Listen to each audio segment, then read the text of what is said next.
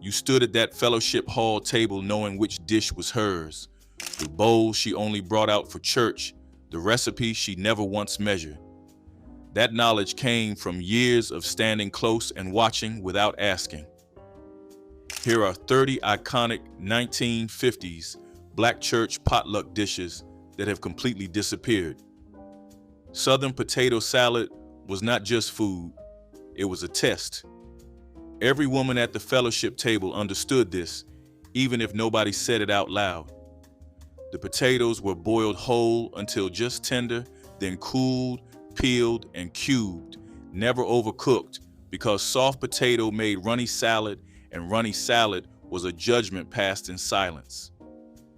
The dressing was mustard-based: mayonnaise, yellow mustard, sweet pickle relish, diced onion, celery, hard-boiled eggs, salt, and black pepper.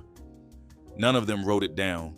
You learned it by watching the ratio, how long she held the mustard over the bowl before tilting the jar, what color the dressing turned when it was right. At church homecomings through the 1950s, bringing the potato salad meant accepting public evaluation.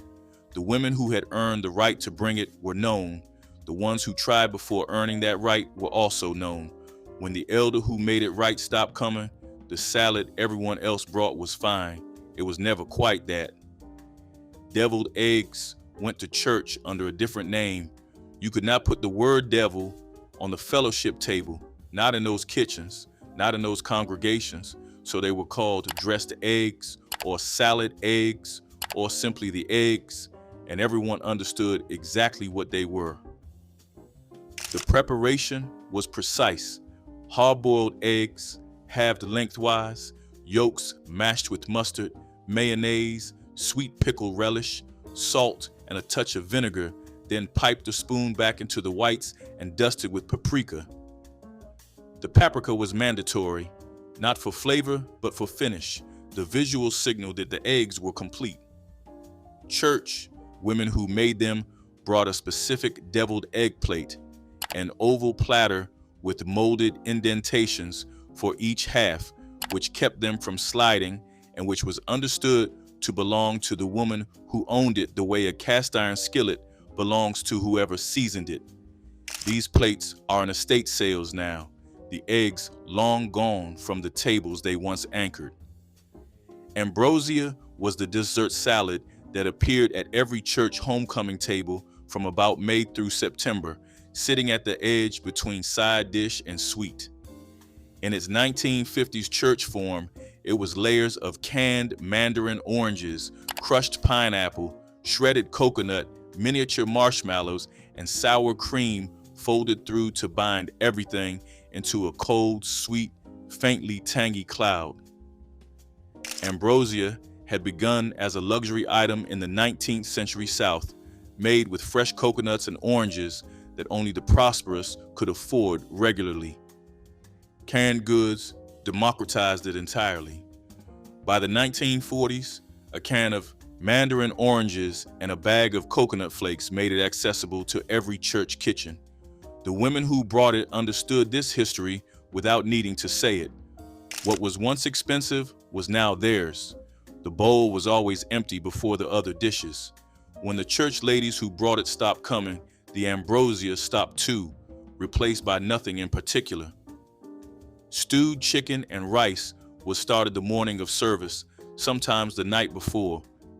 The bird, a whole hen, not a fryer, because a hen's age meant fat and flavor a young chicken couldn't give, went into the pot with onion, celery, garlic, bay leaves, black pepper, and water to cover.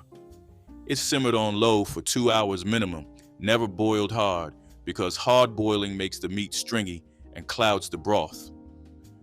When the meat came off the bone in clean pieces, the broth was strained, the rice stirred and raw to cook in the liquid until it absorbed every bit of flavor from the long simmer. Salt was added last, always last, because the broth concentrated as it cooked. This was the dish that fed the largest number for the least cost. A whole hen stretched to 12 when the rice absorbed the broth. In church kitchens from Georgia to Illinois Through the 1950s, it appeared when the congregation was large and the budget was not. The women who made it are gone. The knowledge of how slowly to go went with them. But years before that rice pot reached its full simmer, the cornbread dressing had already claimed the big roasting pan and the place of honor on the harvest table. Cornbread dressing was baked in its own pan, made from crumbled cornbread, mixed with biscuit crumbs, sautéed celery and onion, sage, poultry seasoning, eggs, black pepper, and enough chicken broth to make the mixture wet but not soupy. The ratio of cornbread to biscuit was the secret variable. Some women used all cornbread, some mixed it half and half, and neither group believed the other was doing it correctly. In Black Southern church kitchens, through the 1950s, dressing appeared at Thanksgiving, Christmas, Homecoming Sunday, and any gathering significant enough to warrant a full spread. The woman who made the dressing held a specific position at the table. The pan is gone. The position went with her. Crackling cornbread arrived in cast iron and smelled like November. Cracklings, the crisp, rendered pieces of pork skin and fat left after lard making, were folded into standard cornbread batter before the skillet went into the oven. The cracklings distributed through the bread as it baked, leaving pockets of salty, porky richness in every slice, the skin slightly chewier where it had softened in the batter. Lard rendering from hog killing was an annual fall event in rural Black Southern communities through the mid-20th century, and cracklings were its immediate byproduct, available in November when the weather turned cold enough for the process. The practice of incorporating rendered pork fat into grain-based breads reaches back into West African cooking traditions, where animal fat has long enriched otherwise plain starches. By the 1970s, as home hog killing faded, cracklings became harder to find fresh. The cornbread that replaced crackling cornbread was easier and missing something it could not name. Bean pie appeared on northern church tables as a quiet act of self-determination. The dish, a custard pie made from cooked navy beans, sweetened with sugar, spiced with cinnamon, nutmeg, and vanilla, baked in a standard pie shell until set and golden, was developed within the Nation of Islam community in Detroit in the 1930s as an alternative to sweet potato pie. The navy bean was transformed through sweetening and spicing into something smooth, sweet, and confounding to anyone who hadn't been told what they were eating.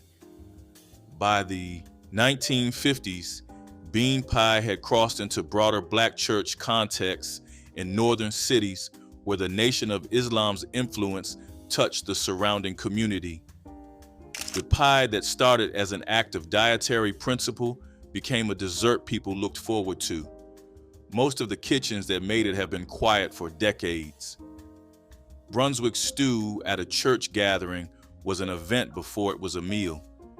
The pot, a cast iron cauldron over an open wood fire in the churchyard, had been started the morning before, with chicken and sometimes pork simmering until the meat fell free, then shredded back into the broth along with corn, butter beans, tomatoes, and potatoes, seasoned with black pepper and vinegar.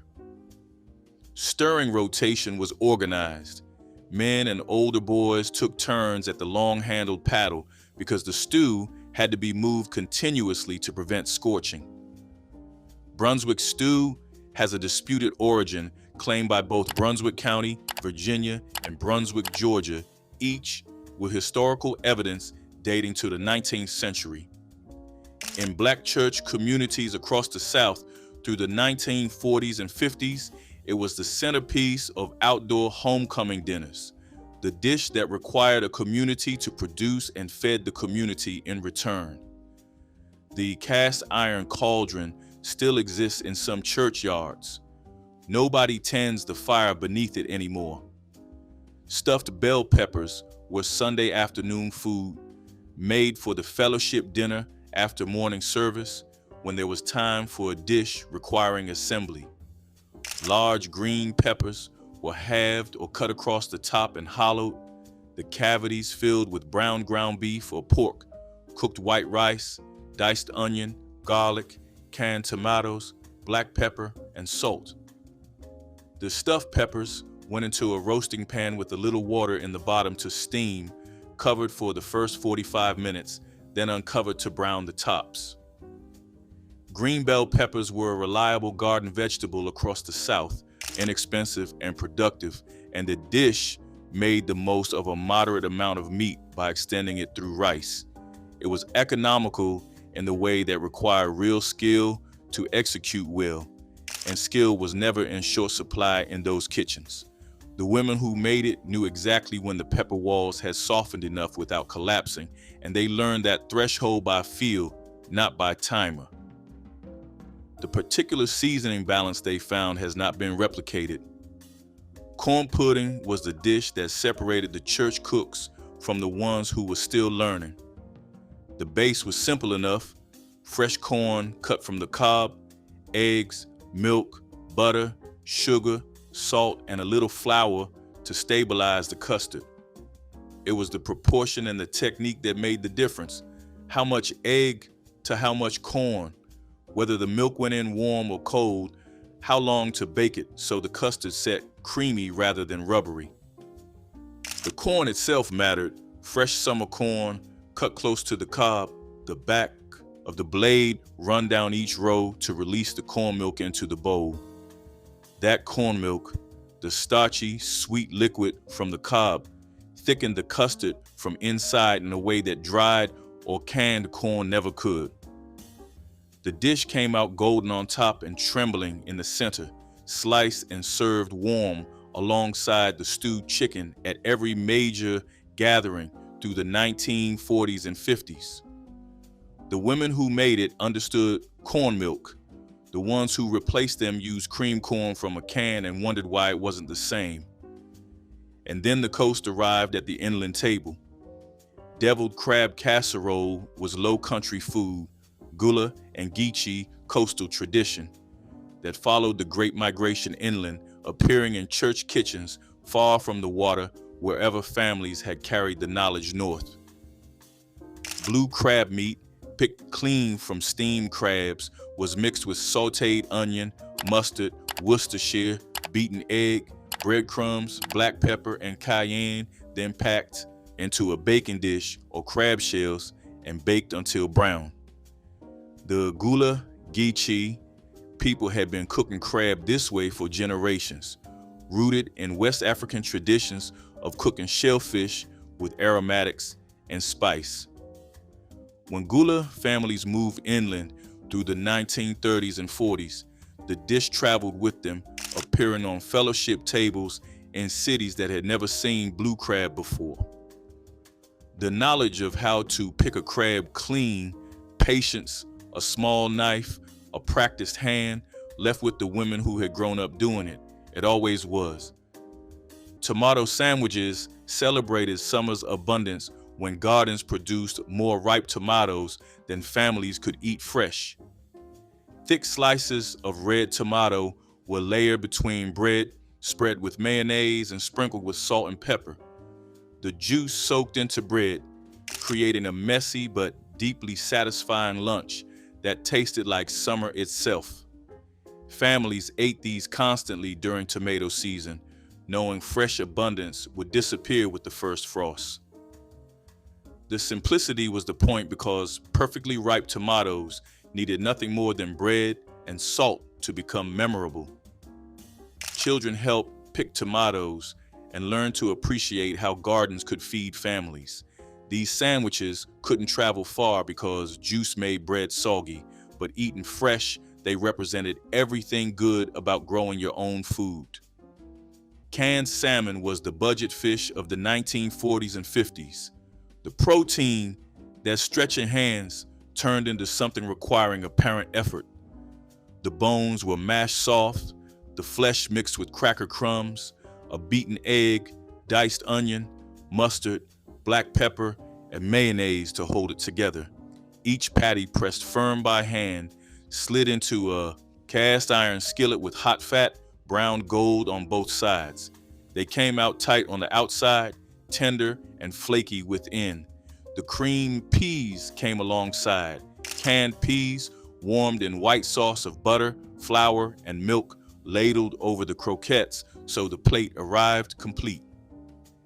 This was church plate food, the kind that appeared when the budget was careful, but the presentation could not show it.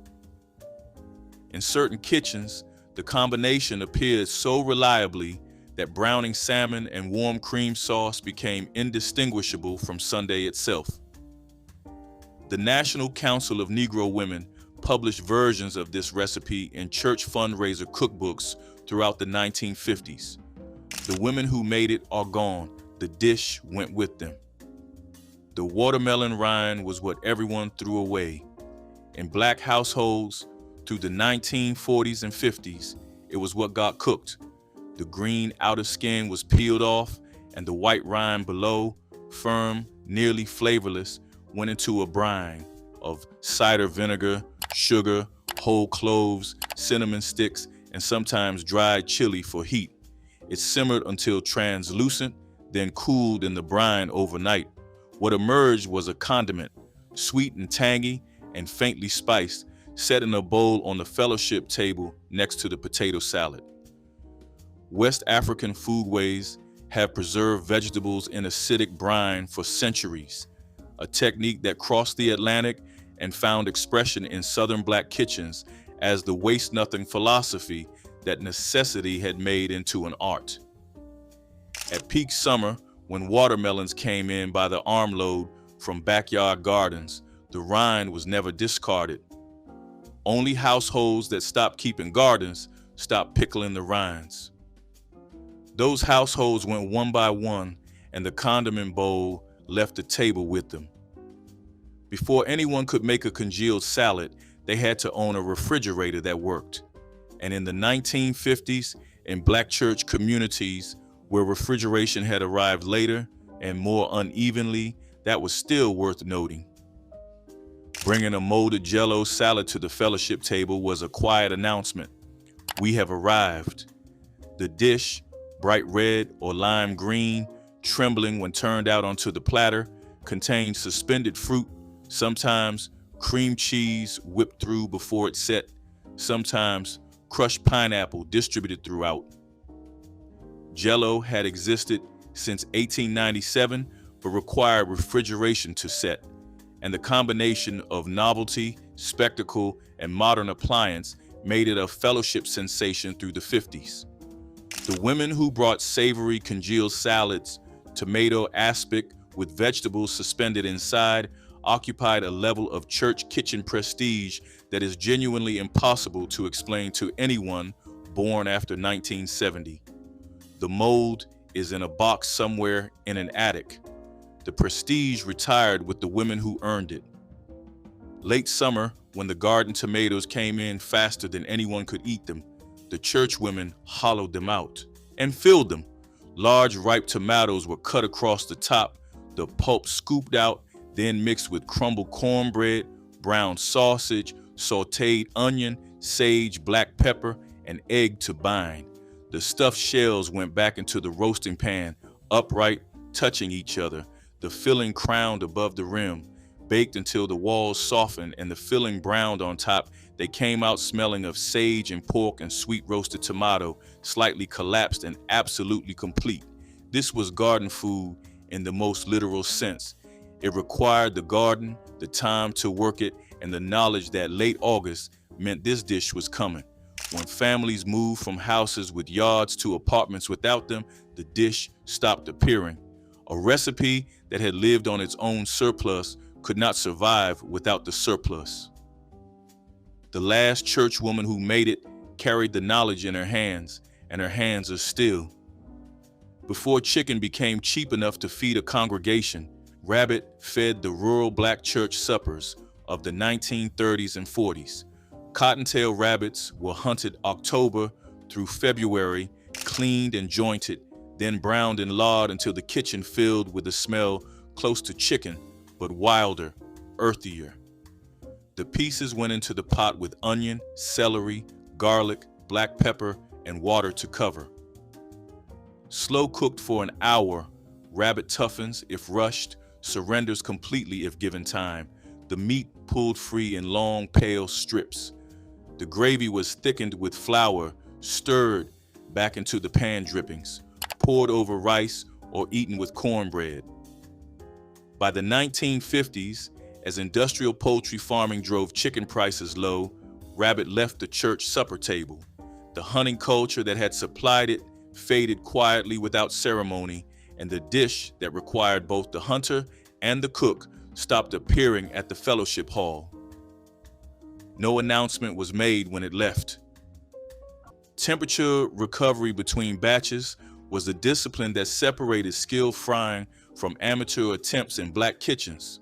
After removing finished pieces from the skillet, grandmothers waited for the oil to return to proper heat before adding the next batch.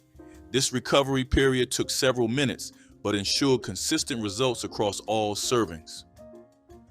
Rushing the next batch into oil that hadn't recovered meant the second round came out greasier and less crispy than the first.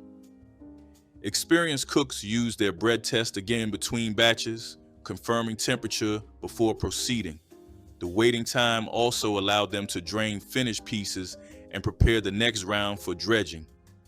Children learned that good frying required rhythm: cook, rest, recover, repeat.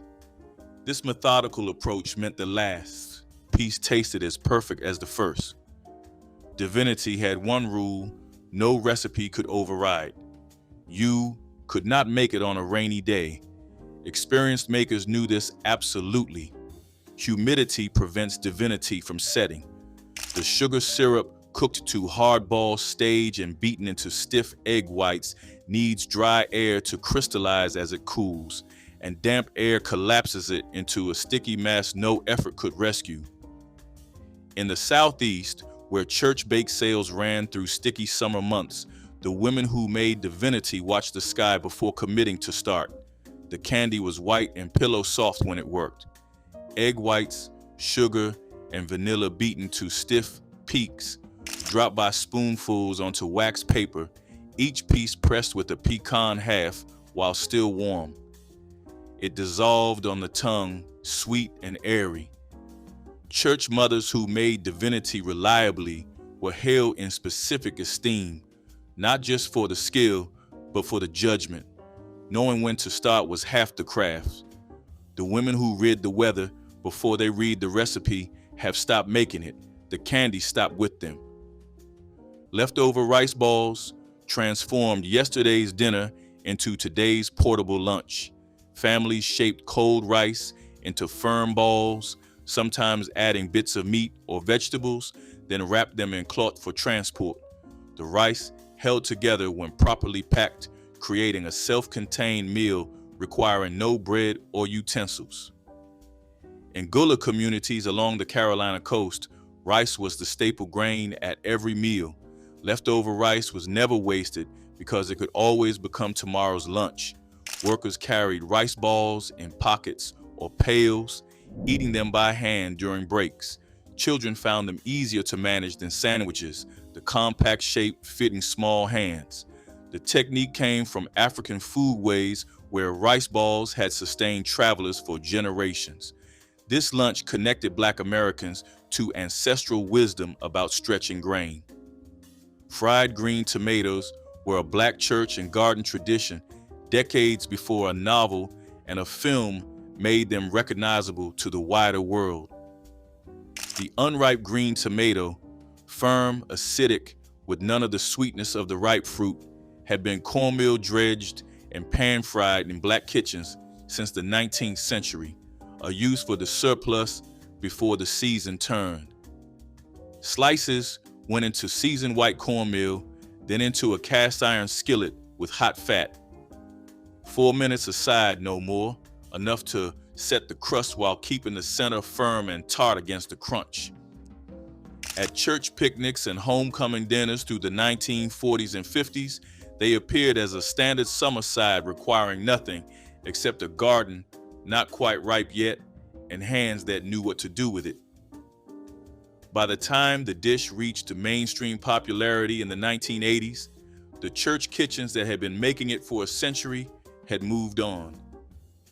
The recognition arrived after the women who invented this version of it were gone. What those church kitchens understood, long before nose to tail became a restaurant philosophy, was that the hog's head held more than most people were willing to claim.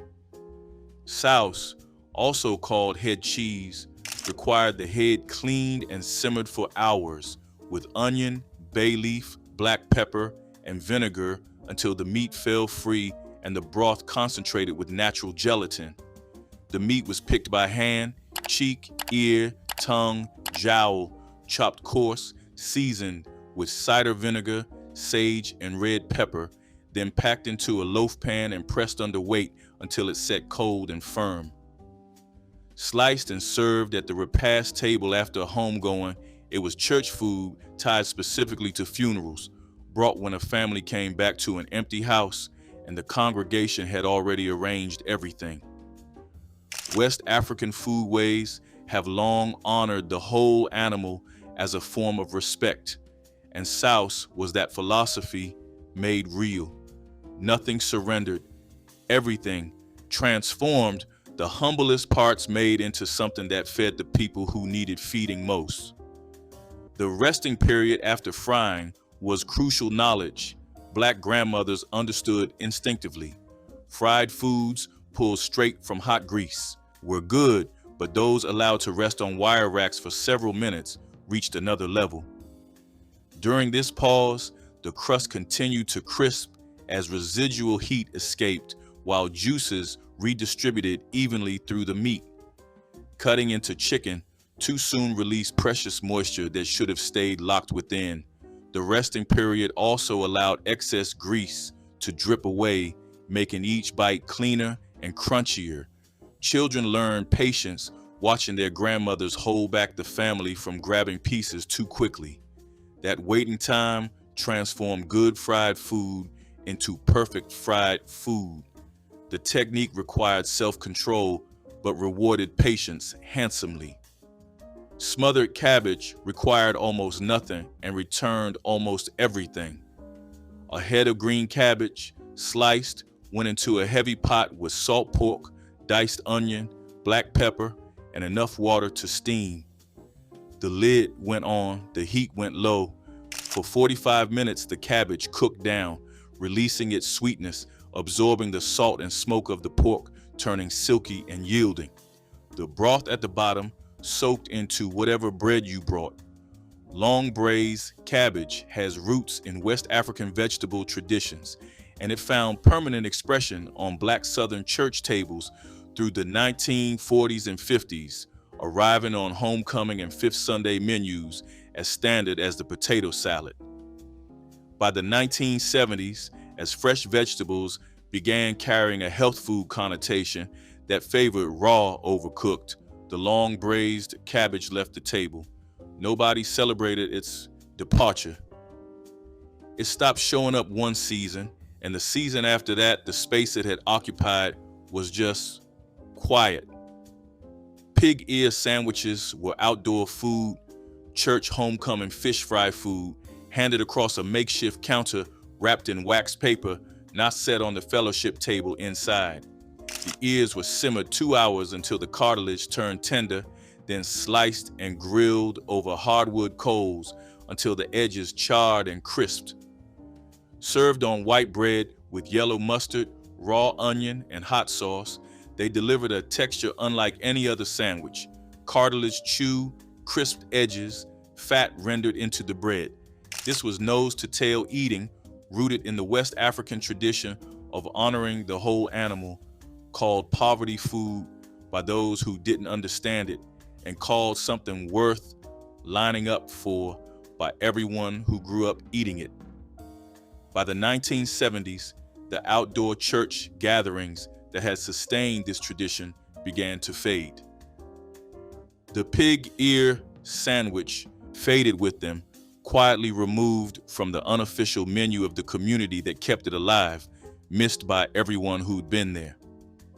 Sweet potato biscuits were made by the women who arrived first, the ones who unlocked the church kitchen before anyone else, who had already rolled and cut by the time the choir started warming up. Cooked sweet potato, still warm, was mashed smooth and folded into flour, cold butter cut in until the mixture resembled coarse meal, buttermilk added just until the dough came together. The potato changed everything, softer than plain biscuits, slightly golden, with a sweetness that played against the salt. The connection between sweet potatoes and baking runs through West African foodways, where root vegetables have long found their way into breads and porridges, arriving in Black Southern kitchens as a natural extension of that tradition. At homecoming tables from Virginia to Mississippi through the 1950s, these biscuits appeared wrapped in dish towels to keep warm. You ate them alongside the stewed chicken, and you knew without being told who had made them. When she stopped coming to unlock that kitchen, the biscuits stopped too. The pound cake was the last thing you tasted at a homegoing. While the family sat in the front room still wearing black, the churchwomen moved through the kitchen without being asked, one at the stove, one cutting, one arranging the table, and the pound cake was already there, already sliced, already waiting, made the day before because pound cake needed time to settle.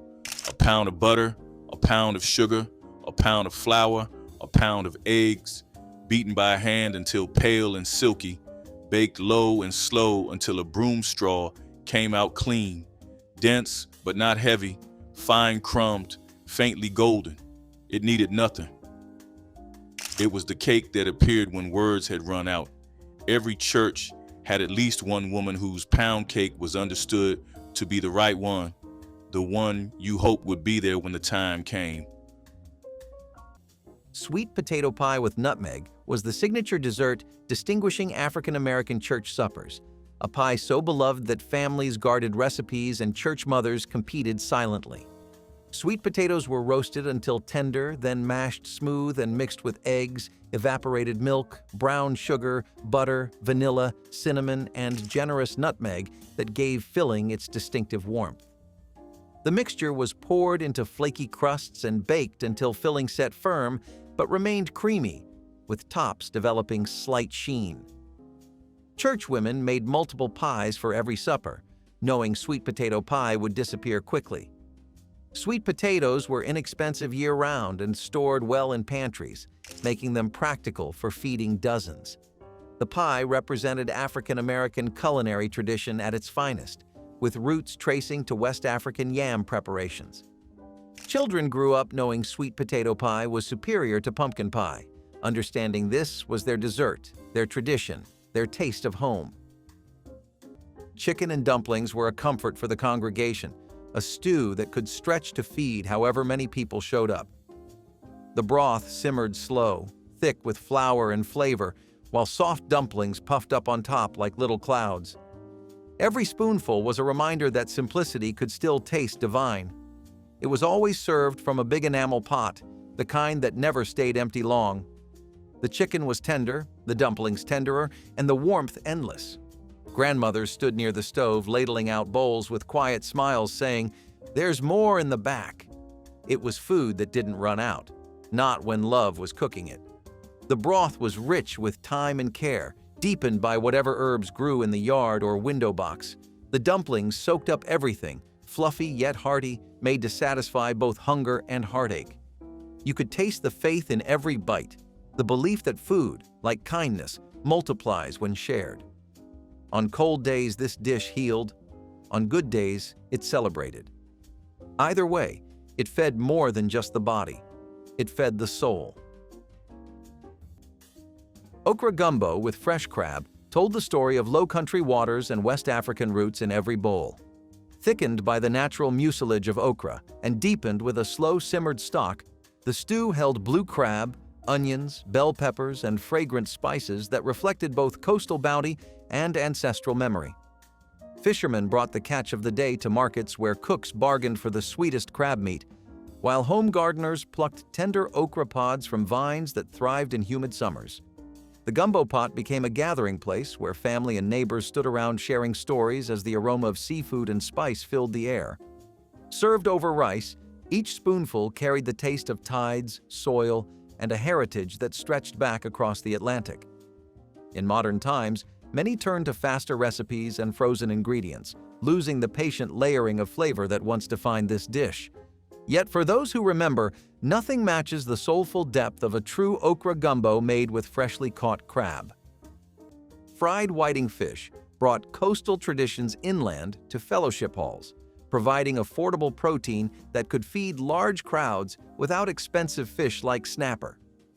Whole whiting were cleaned and scaled, then scored on both sides before being heavily seasoned with salt, pepper, cayenne, and garlic powder. The fish were dredged in seasoned cornmeal, creating crunchy golden coating when dropped into hot oil, with flesh inside staying white, flaky, and tender, while exterior turned crisp. Church fish fries became community events where men gathered around outdoor fryers while women prepared sides, with smell drawing neighbors from blocks away. Whiting was among cheapest fish available, with whole fish costing just pennies per pound and small bones that could be eaten when properly fried. The fish provided complete protein and essential fatty acids, making them nutritious choices that satisfied appetites. Children learned to navigate small bones expertly, picking meat clean and leaving behind perfect skeletons. Cornbread dressing had the power to hush a crowded room. Crumbly, golden, and rich with sage and broth, it was the dish everyone waited for. It started with leftover cornbread, dried and crumbled, then mixed with onions, celery, and whatever broth simmered on the stove that day. The smell rose thick and savory as it baked, the edges crisping just right. It carried the weight of care, a dish that took planning, patience, and heart. At church suppers, people lined up twice just to get another scoop. It was heavy with meaning, like Sunday itself, feeding body and spirit in equal measure. Each bite was tender but bold, soaked through with flavor and memory. The secret was always in the seasoning. Not just sage, but the way it was stirred by someone who knew exactly when it felt right. It was a dish that demanded respect, the kind that made silence fall between bites.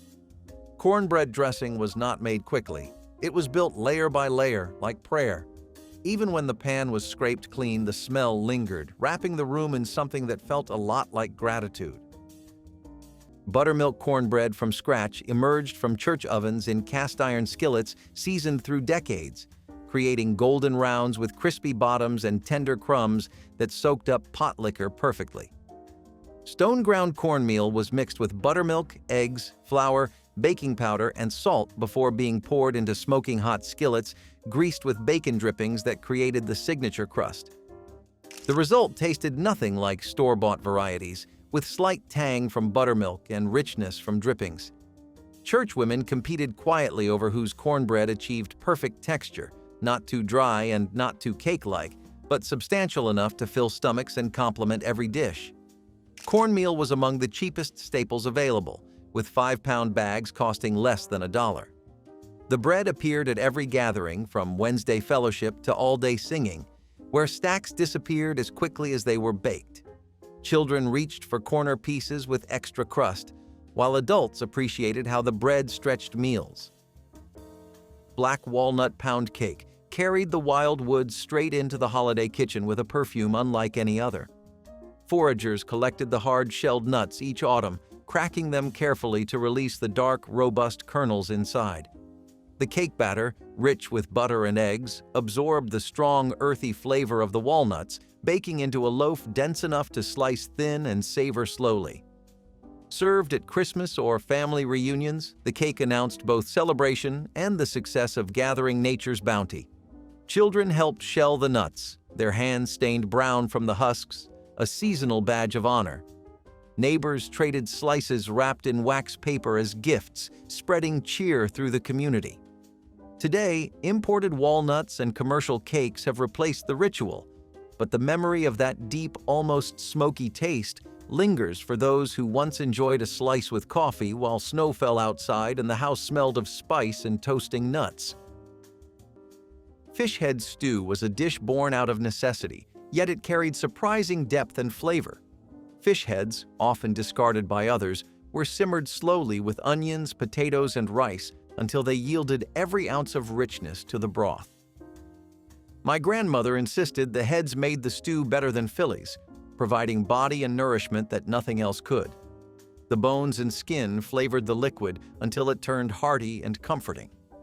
Potatoes stretched the meal, rice thickened it, and vegetables added substance, turning scraps into a filling supper.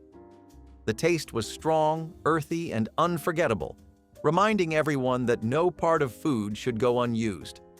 For Black families in the 1960s, fish head stew was a common way to stretch the catch of the day, ensuring nothing went to waste.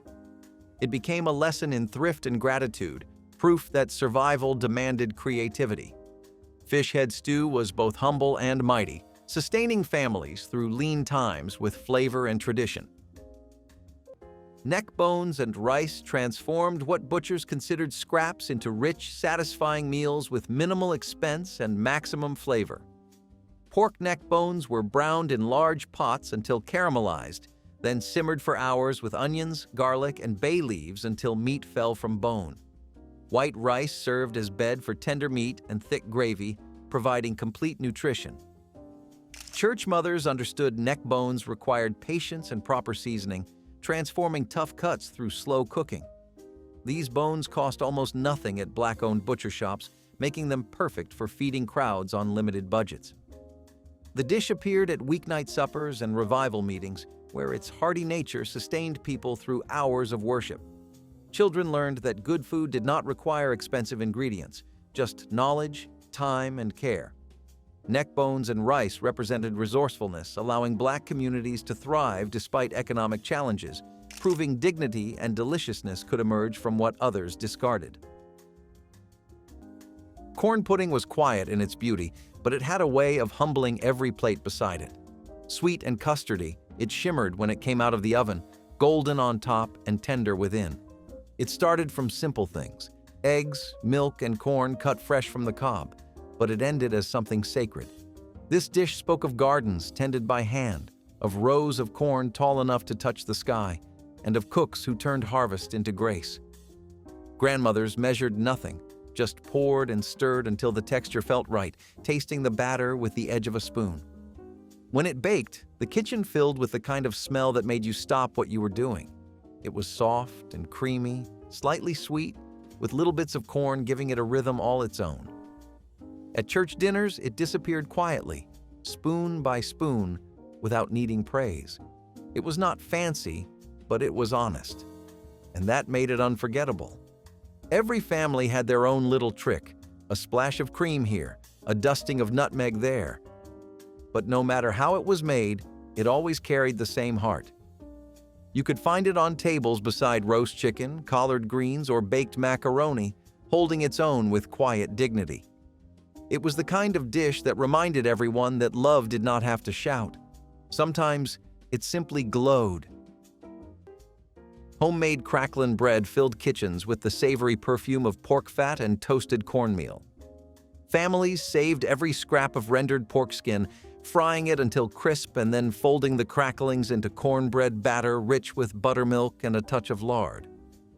Baked in a well-seasoned skillet, the bread emerged with a crisp crust and pockets of salty crunch that delighted children and elders alike. It was a dish born of necessity, ensuring nothing from the hog went to waste, but it also became a treat that people looked forward to at Sunday dinners.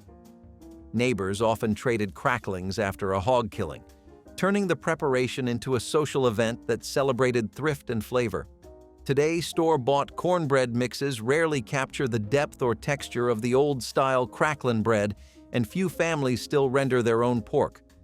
For those who have tasted it, the memory of that smoky, savory slice remains a reminder of community resourcefulness and the joy of making something extraordinary from humble ingredients. Sweet corn and onion skillet was the kind of dish that came together quickly, made from what the garden and pantry had to offer. Fresh ears of corn, or sometimes canned when the season had passed, were sliced from the cob and tossed into a hot pan with sliced onions. Lard or bacon fat did the work of bringing flavor, sizzling until the onions browned and the corn caramelized. The smell was sweet and smoky, filling the house with a promise of comfort even before the first bite. It was cheap, it was fast, and it was nourishing, the kind of supper that stretched across countless families trying to make ends meet. My grandmother served it with bread or cornbread, letting the skillet's juices soak into every bite. The simplicity was its strength, just vegetables and fat, transformed into something more than the sum of its parts. Sweet corn and onion skillet reminded everyone that even with little, you could still eat well. Smothered pork chops in gravy represented church supper luxury, transforming inexpensive cuts into something special through slow cooking and proper seasoning. Thick pork chops were seasoned with salt, pepper, garlic powder, and paprika before being dredged in flour and fried until golden, then removed while onions and bell peppers were sautéed in drippings to build gravy's foundation. The chops returned to the pan submerged in rich brown gravy made from pan drippings, broth, and flour, then simmered slowly until meat became tender.